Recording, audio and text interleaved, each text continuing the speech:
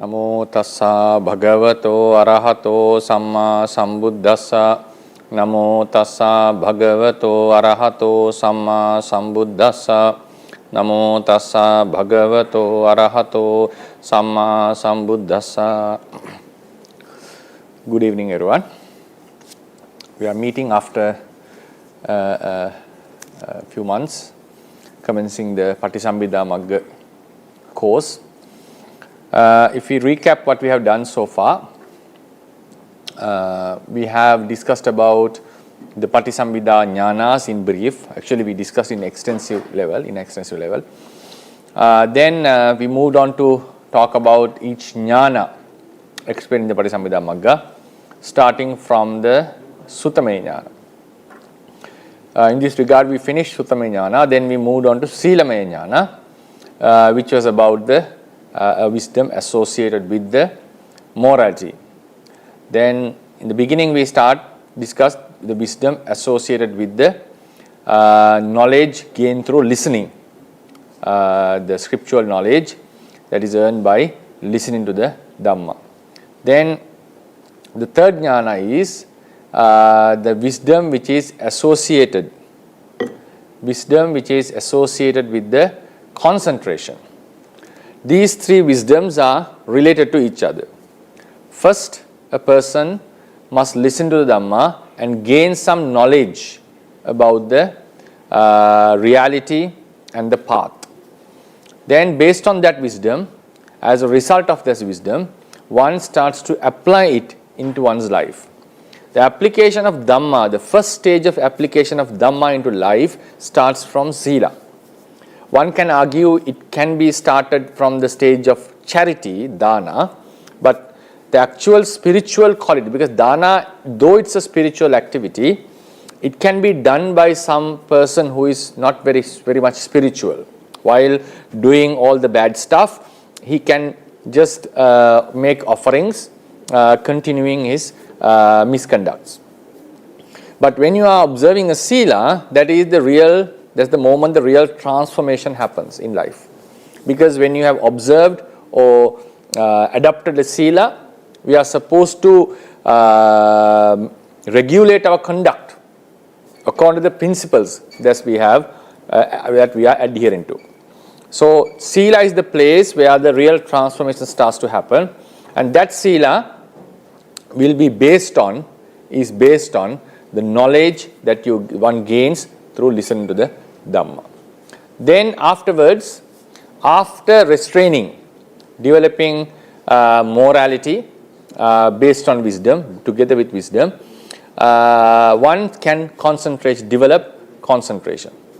That is, normally the virtue acts as a surface or a basis for the concentration to develop. And that is a very vital thing. Samādhibhāvanāmaye Pañana, wisdom associated with concentration, arises from Silamaya Nana.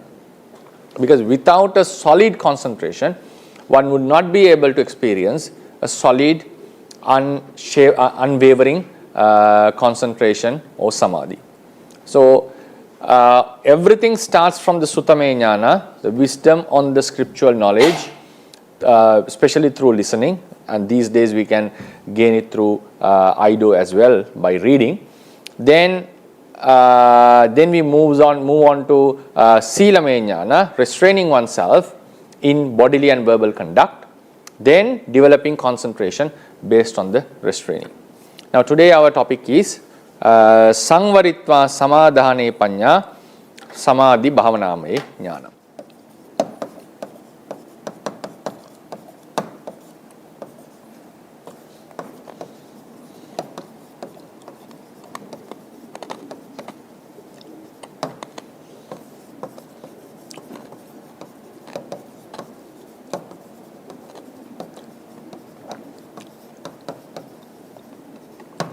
Bhavanamaya Ñāna, sorry.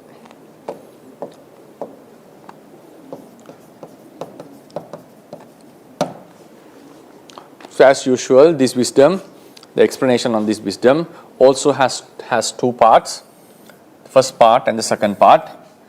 Normally, they both refer to the same thing. Sanvarithva Samadane Pañana. The first gerund, the first term gerund, signifies Sanvarithva, having restrained. Having restrained.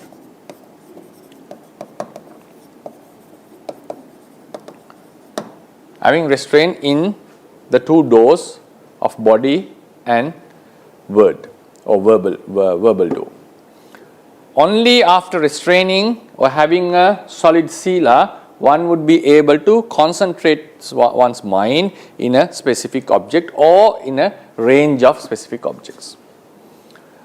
The wisdom that is associated in this concentration is called Samadane Pañana. Samadhana is another word for samadhi, that while we are practicing concentration, at its culmination, when we are developing concentration, it reaches the culmination, that is upachara or appana. Upachara means the excess concentration. Excess. Appana means the absorption. If you are studying dhamma, these terminologies are very useful. In Pali we call the upachara samadhi, the excess concentration. Then absorption, which is the appana. Another term for it is Ñāna. Jñāna. So these are, we can say these are two culminations. So when one has attained the upachara, the entire path or entire concentration till the appana is called upachara samadhi. So beyond the upachara level, samadhi is in a very stable status or a level. Whatever the meditation that is practiced after you have crossed this upachara, because upachara level is the moment where the defilements or the nivaranas, hindrances, subdue. Hindrances subdue. So afterwards, the concentration is quite stable. It can be increased into higher levels. That's not an issue. And that's what we do when we attain the high jhanas. Then the wisdom that is associating these levels, wisdom that associates these appana and upachara samadhi is called Samadane Pañana. Samadane Pañana. And for this wisdom to grow, one has to restrain himself first. In the first place, he has to restrain himself by sila. The wisdom which associates that sila is called Suthamaya Nana.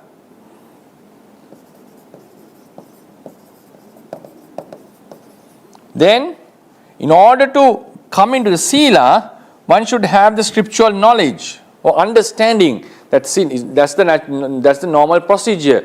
Some may by nature will be adhering to sila from the childhood.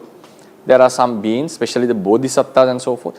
In those cases, in bodhisattva's case, he has a wisdom that he gains by his birth about good and bad because of his long practice done in the past lives. In some of his lives, bodhisattva naturally possess this wisdom of distinguishing what is good and bad or good from bad. And therefore, he naturally becomes virtuous and a very high quality person of high quality. So, in order to come to the Suthamaya Nana, to have the wisdom associated with the sila, one need to have the scriptural knowledge. Sotavadane Pañana Suthamaya Nana. Suthamaya Nana means Suthamaya Nana. I think we explained this in the previous lectures. So the whole Chittupada which knows about this is called Suthamaya, that is produced by the hearing or by the sound, and then the wisdom which associates it, knowing the meaning, knowing all the details about what was heard, is the Suthamaya Nana. So only based on that one comes into the Suthamaya Nana. Then based on the Suthamaya Nana, one comes into the Samadhane Pañana, samādhibhāvanāmaye Ñāna. Samādhibhāvanāmaye Ñāna. Therefore, these three wisdoms are happening in a sequence. Normally they happen in a sequence. Then moving from there, one goes into the Paccaya Pariggaha Ñāna based on the Nama Rupa Paricceda Ñāna, which we shall discuss in the next week's lecture. Now we'll try to analyze the terminologies. Sanvarithva means having restrained. Samadane Pañana. So we shall refer to the handout explaining this. A yogi who develops samadhi must first restrain himself. Only after restraining his bodily and verbal doors, one will be able to concentrate his mind on specific objects for a long time without scattering, because one needs to have a basis for concentration. When a person has restrained himself, Sanvarithva, and put effort to concentrate the mind in terms of access and absorption concentration, Samadhana, the wisdom which is in that concentration, it means the wisdom associated with that concentration is called Samadhane Pañana. Samadhana means concentration. So the wisdom which associates this concentration, or which is in associating or together with this concentration, is called Samadhane Pañana. Samadhane Pañana. And this stems from Sanvarithva, from the restraint. Only when Raman has restrained himself, he'll be able to get a quality wisdom. This is we are not talking about the basic concentration. Even one can include the wisdom associating the preliminary levels of meditation. But normally this Samadhane Pañana is referring to the wisdom associating the access concentration and the absorption concentration, which are sort of culminations of tranquility meditation practice. And after one attains, it's not just you hit there and you just go out of and you just remain as a normal person. No, after you have attained these access concentration and absorption concentration, you have to maintain them. You have to keep on developing and keep on abiding in these concentrations. You have to keep on developing them and being in those concentrations. That's very, very vital. Very vital. A person who has gained the Patibhaga Nimitta, or the counterpart sign or counter sign, has to regularly, very frequently associate it, or just keep on recalling it to the mind and make it more familiar to the mind. Only then he will be able to reach the absorption and higher jhanas. So when someone is frequently practicing or abiding in such concentration, they are always associated with wisdom. Always access concentration and absorption concentration are associated with wisdom. There is some. So one can ask a question: what is the significance of this wisdom? Isn't that is just focusing on one object and not that much deep like insight wisdom? Actually, the wisdom associating a concentration plays a huge role in the spiritual arena. What is that? This has been explained in the Patama Tajjana Sutta in Anguttara Nikaya. Patama Tajjana Sutta in the Anguttara Nikaya and its commentary. The wisdom that is associated in the first jhana, for example, first jhana has wisdom, Ñāna. This wisdom, because Buddha, in this sutta, Buddha said, without suppressing 6 factors, it is impossible that one would attain the first jhana and dwells in it. What are the 6 factors? Obviously the 5 hindrances: sensual lust, ill will, sloth and torpor, restlessness and remorse, and the skeptical doubt. And the 6th factor is the ignorance which covers or which conceals the dangers or the disadvantages of the sensuality. Buddha has said in this sutta, it is impossible that one would attain the first jhana without suppressing the delusion or the ignorance which covers, which conceals, which screens the disadvantages of sensuality to the mind. Therefore, a person who is attaining a jhana must be aware or must have some sort of a deeper understanding about the sensuality, even at least to the level that he knows that they are dangerous, and my mind, one can never find real satisfaction in those sensualities. Therefore, he is able to distance his mind or to separate his mind from the sensual stuff. And this wisdom goes along with the concentration. The commentary for the sutta says the real suppression, because at the level of upachara samadhi, 5 hindrances are suppressed, and the suppression becomes more stable and more powerful, and they at the level of first jhana. When once attained the first jhana, the hindrances would be thoroughly suppressed and pushed away from the consciousness. In the same way, when one attains the upachara samadhi, this ignorance about the sensuality would be suppressed, and they will be strongly suppressed or put down by the when one attains the absorption concentration. And that is done according to the commentary. That is done by the wisdom which is associated in the absorption concentration. So the wisdom in the jhana has a huge function. That is the thing that would suppress the avidya about the sensuality. That is not a full eradication, and he may not possess very deeper understanding about the sensuality, such as they are impermanent, suffering and non-self. Mostly he is aware of the dangers, the disadvantages that one could experience by encountering these sensual stuff. Because all this sensual stuff leads to suffering, leads to sorrow, leads to fear. Because if you have attachment, if you have love, affection, they always come with a certain package.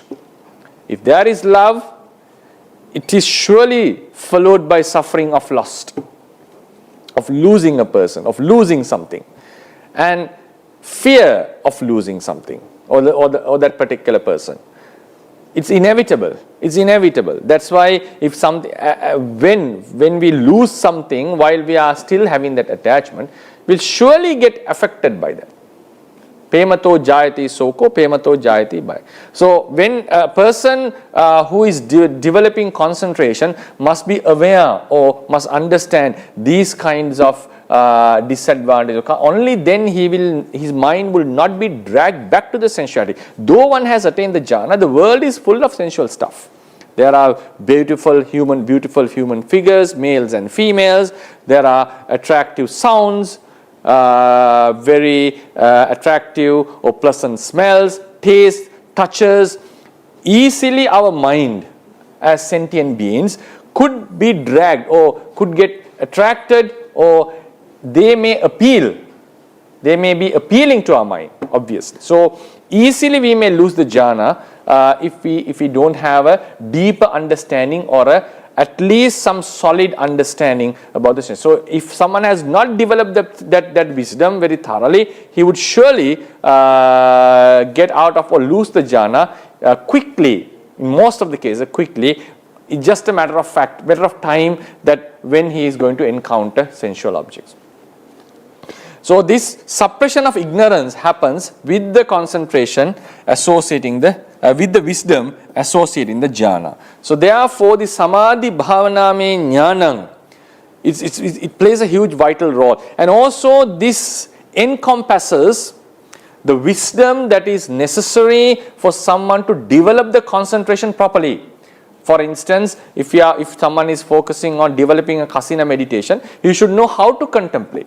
What should he avoid? What sort of contemplation should not be followed? And what is the contemplation what one should do? In anapanasati, when the nimitta arises, how should he deal with it? When the subtle breath cannot be felt, what are the procedures to be followed? They are all encompassing in the wisdom, and that they also fall into the Suthamaya Nana as well. Suthamaya Nana as well. And even knowing the disadvantages of sensuality falls into Suthamaya Nana, but they become very practical while you are developing concentration. For example,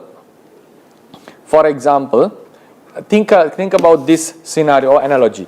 Now, normally in childhood, children do like to play rather than study. That's except for few children who would indulge in studies rather than playing, but playing is necessary at young ages. That is a part of our life.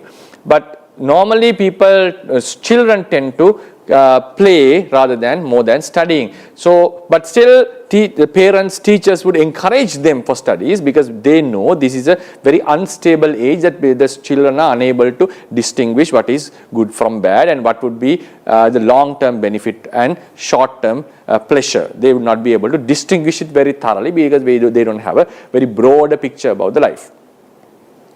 So sometimes we encourage them the benefits of studies and self-satisfaction one can gain through it, and the achievements one can earn through it, the respect to get through the society, and the benefits with a proper career or a proper job. So we teach them, we tell them, but still if they haven't felt it very much, for example, a child would not see pleasure in studies, rather he sees pleasure in sports.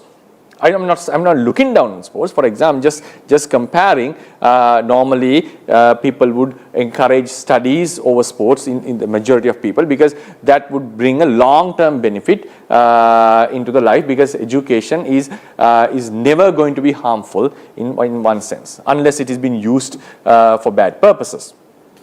Even knowing about bomb or a rocket, about a missile, knowing the function is useful for one's brain capacity and to the thinking ability.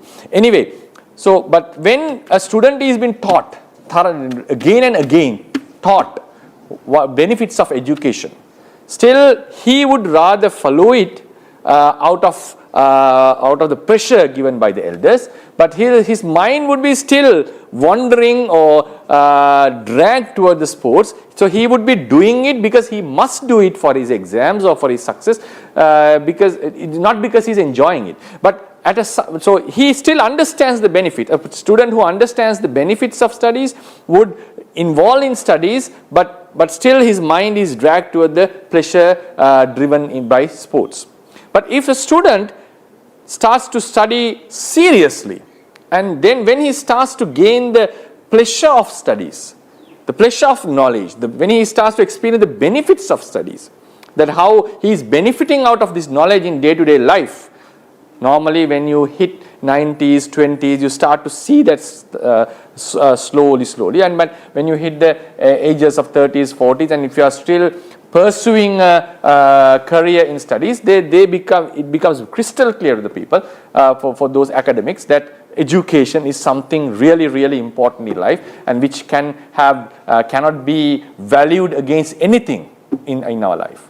Normally, it's the spirituality may surpass it in some extent, but that also can be brought into debate. But now think, the point is, a student may know the benefits of studies, but still he may be inclined towards the sports because he's not fully involved in the studies. Whenever he's studying because he has to do it, but whenever he gets the opportunity, he goes back to the sports. But if a student is indulged in studies, he's enjoying the study, he's more involved and more getting used to it, like doing more studies, more reading and more research, then he would start to experience the benefits of studies. At that time, we would say he has a deeper understanding of studies rather than the student who is doing it just because he has to do it. So when you are involved in a certain process and you are benefiting out of it, when your mind and the body and the whole life is involved in the process, you start to see depths in this depths of this arena, of this specific field. In the same way, a person may know the disadvantages of sensuality, and the advantages of the concentration, having a good samadhi. But if someone is developing samadhi and someone is experiencing the samadhi, so when someone is feeling the samadhi, when someone is understanding or knowing the benefits or the relief one gets by suppressing the defilements, he has a better understanding or a better perspective about samadhi rather than a person who just has a scriptural knowledge about it. Therefore, when someone is developing concentration, this is applicable to any field in the world. When someone is involved in developing concentration, his wisdom knows the benefits of concentration than a person who has just the scriptural knowledge but does not involve in meditation. He knows the disadvantages of sensuality. A child who is involved in studies would know that sensuality, sensual pleasures are a distraction for his studies. He knows that very well because he has experienced that whenever he goes into the sensual side, his memory starts to get fade away and it will be difficult for him to come back and focus again. So he knows it very well. In the same way, a person who is developing concentration would surely understand how dangerous the sensualities are, rather than a person who is not meditating. Therefore, the wisdom associating in concentration or in concentration meditation, tranquility meditation, has a broader understanding about the sensuality than a person who is not involved in it. Therefore, always keep it in mind. Some people feel like developing concentration doesn't need much of a wisdom. You don't need much of a wisdom as in the case of developing insight wisdom, insight meditation. But still, wisdom has to be there. Otherwise, this concentration would never be stable. What is the wisdom one needs in concentration? The wisdom which understands the disadvantages of sensuality and the advantages of the concentration and spiritual aspect, spiritual side. So there's an extra thing that I would like to emphasize about the samādhibhāvanāmaye Ñāna or the Samadane Pañana. So Samadane Pañana is the wisdom, coming back to the topic, wisdom associating the absorption concentration and access concentration is called the Samadane Pañana. Samadana can also be called, Samadhana can also be called Samadhana. Samadhana. The Samadhana can also be called Samadhana. Samadana.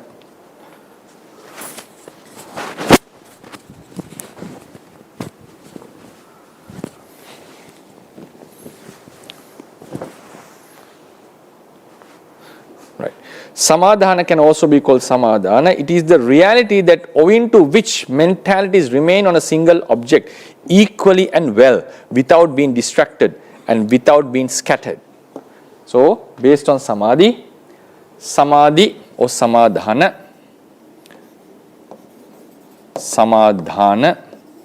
the samadhi, concentration. Based on this concentration, one would remain, for example, if it is the patibhaga nimitta of a kasina meditation, one would remain on this object without getting scattered, without going into various objects or without moving into various objects. Distracted, avippakinna, vikkinna is distraction, and scattered, vikkipamana is distraction, and scattering is called vippakinna. So opposite of them are avippakinna, avikkipamana, without distraction, without being distracted, and without being scattered is avippakinna. That means the samadhi or the samadhana, with the power of this concentration, one remains in the object, in one object. For example, if this is the consciousness and this is the object of the concentration, samadhi bhavana, and this is the constant chitta and the chetasikas.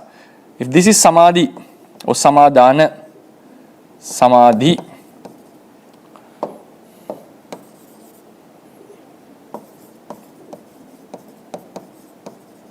due to this samadhi, chitta would be focused on this particular object rather than going into other objects.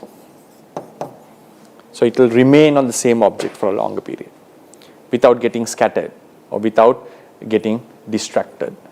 And that is the power. The samadhi is a power. So it makes the mind, samadhi causes the mind to be well established on the object equally and well. There are two words, equally and well. Equally signifies samang, well signifies samma. Samma. Here samang means in order for the concentration, for the concentration to be very stable on the object, the remaining faculties, because we have all the faculties, not remaining actually, all the faculties. We have 5 faculties, spiritual faculties, which are the faith, saddha, effort or energy, virya, mindfulness, sati, concentration, samadhi, and wisdom, pañana. These 5 faculties must be balanced for the concentration, for the consciousness to remain equally well on the object, well. So that when a consciousness is well placed on an object, while the faculties are equal, that footing is more stable than having the consciousness placed on an object while the faculties are imbalanced. Therefore, this concentration is a reason it would equalize all the faculties to a one level, because normally our faculties are different in our day-to-day life, because that is our character. People have inclination towards certain faculties and they are not equal in a person. But when we are reaching heights of spirituality, especially something to be done with, delicately be done with the consciousness, concentration, attaining insight, wisdom, on such occasions, when a certain stage is achieved, at that place, at that level, these faculties have to be equal. They must come into an equal level. Only then those concentrations can be achieved. So when one is reaching absorption or reaching access concentration, upachara samadhi or jhana samadhi, appana samadhi, this concentration, this samadhi makes or supports these faculties to be balanced. So the consciousness remains on the object very stable. At the same time, it remains on the object very well. What does it mean? It remains on the object very well because at that time, by the time one reaches the heights of concentration, the concentration and the effort, energy, virya and samadhi have to be equally balanced. So when they are equally balanced, what happens? The remaining, the mind doesn't fall into any of the extremes. And also the hindrances would go down, would be suppressed. So at that time, when the two extremes are avoided, the concentration is capable of placing the consciousness on the object perfectly. So that's what is mentioned here. That means the samadhi, concentration, which is also called ekaggata. Here the adverb equally signifies the act of establishing the mind on a single object, balancing the faculties, making the faculties equal. The adverb well refers to the placing well, as the mind has not fallen into extremes of restlessness nor idleness. Because if energy is too much, the mind may go into the restless state. If the concentration is too much, if it is not balanced with energy, the mind may go into the idleness or sleepiness, or it may become lethargic due to effort and concentration being balanced. So the concentrate. So somehow this concentration is well placed on the object due to the concentration. Consciousness is well placed on the object due to concentration. Now we shall learn the meanings of the samadhi bhavana. So this term, this phrase has already been discussed now. Sanvarithva samadhane pañana, the wisdom that is associating the absorption and access concentration, one develops having restrained first. Then what does it mean by samādhibhāvanāmaye ñāna? So this has two meanings. The wordings can be, the terms can be defined in two ways. Samadhi bhavana, this is samadhi bhavana. Bhavanāmaye, bhavanāmaye ñānaṁ. The stem form would be samadhi bhavanāmaye. Samādhibhāvanāmaye. So we'll see how they have been defined. Now we shall learn the meaning of the samadhi bhavana. The thing that is developed, enhanced, is called bhavana. We can have two meanings for this. Anything that is developed, a quality that is developed,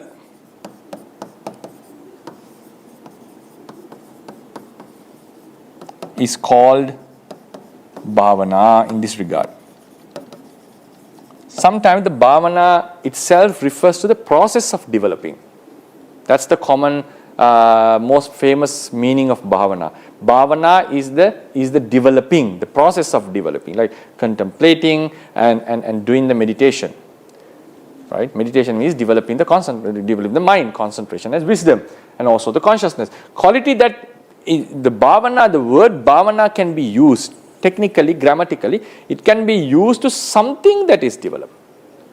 And here it is the wisdom.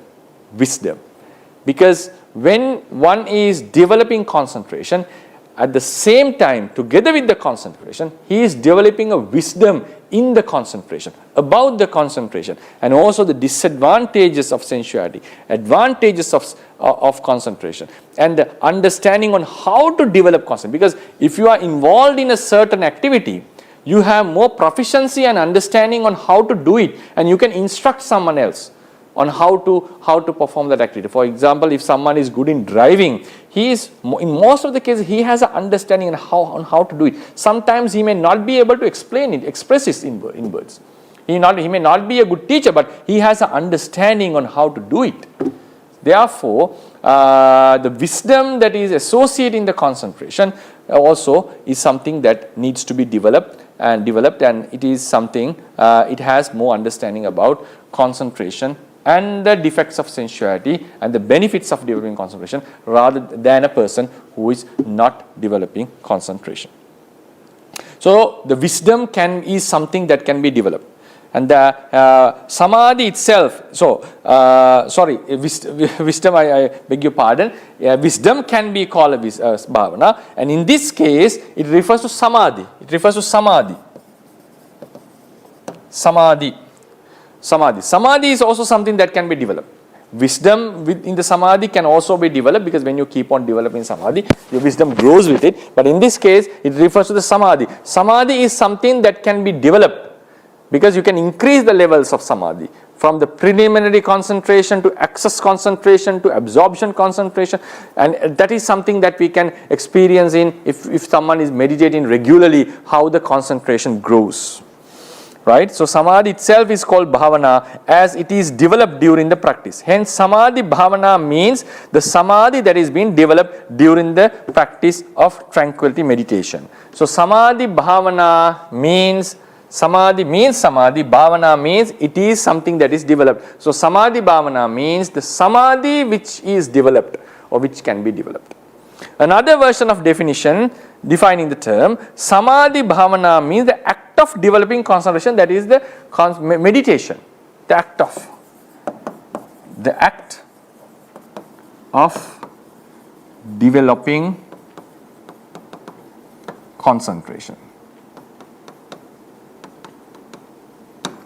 is samadhi bhavana. In the first definition, bhavana and samadhi refer to the same thing. Samadhi is something that can be developed. In this case, samadhi bhavana means development of concentration. One is developing concentration. Right? One is developing concentration. Samadhi bhavana, vadhana, samadhi bhavana. Other practices such as insight meditation are not considered in this context, because we are talking about samādhibhāvanāmaye pañña. The wisdom that associates the samadhi bhavana in the levels of upachara and appana samadhi is called samādhibhāvanāmaye Ñāna. So, in both the ways, if you take the first definition, samadhi bhavana means samadhi. So, the wisdom which associates samadhi is called samādhibhāvanāmaye Ñānam, samādhibhāvanāmaye. Maya has no meaning here. Maya suffix, samadhi bhavana itself is called samādhibhāvanāmaye. So, it doesn't make any difference to the meaning, change in difference to the meaning. So, samādhibhāvanāmaye Ñāna means the wisdom which is associating the samadhi. Samadhi bhavana itself is samadhi, wisdom which is associating samadhi, that is the access concentration and absorption concentration. Or otherwise, the wisdom that is associating the development, process of developing samadhi. That's also called samādhibhāvanāmaye pañña according to the second definition. For this, there are two possible definitions. Something that is connected with samadhi bhavana is called samādhibhāvanāmaye. Then that is the wisdom which is another way of defining this is now maya suffix in the first explanation has no meaning. So anything that is associated in the samadhi bhavana or the samadhi itself can be called samādhibhāvanāmaye Ñāna. Another possibility is something that is connected with samadhi bhavana is called samādhibhāvanāmaye. So then another definition, samadhi bhavana is the development of concentration. Maya in this regard refers to something that is connected with samadhi bhavana. So samadhi bhavana means wisdom. Bhavanāmaye means wisdom, because this maya suffix indicates not only about the development of concentration, something which is connected with development of concentration, that is wisdom, pañña. Samādhibhāvanāmaye means pañña. That is the wisdom which is associated in the concentration or the meditation of developing concentration. Right? And also it can be applicable to the first definition as well. Right? First definition as well. Connected with samadhi or connected with the development of concentration. According to the, so therefore, samādhibhāvanāmaye Ñānam. So in that says, samādhibhāvanāmaye is the wisdom, and that is also wisdom. So samādhibhāvanāmaye, you have to change the vibhakti or the case endings for that. Then it refers to Ñāna, which is connected with the samadhi bhavana or the samadhi itself. According to the other definition, samadhi bhavana itself is called samādhibhāvanāmaye.